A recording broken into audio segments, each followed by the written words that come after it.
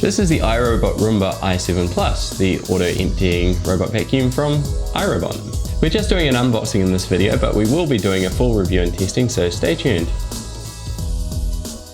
There are 3 compartments in the box. One has the robot, one has the spare parts, and the other has the auto-empty station. There's not too much plastic in the box compared with some other brands, but the dock is still covered in a plastic sheet. The spare parts box has a spare dust bag, a spare side brush, filter, power cable, and an iRobot beacon, which is kind of like an invisible wall you can place on the floor to stop the robot passing it. The robot itself is in its own little box. It looks very familiar in its typical iRobot colors, with the dual green roller brushes, which is a signature Roomba patent.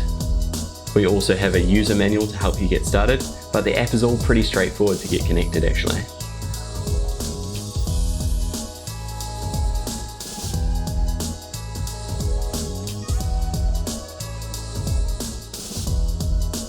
We are producing a full-length video at the moment, so make sure to subscribe as it's coming soon.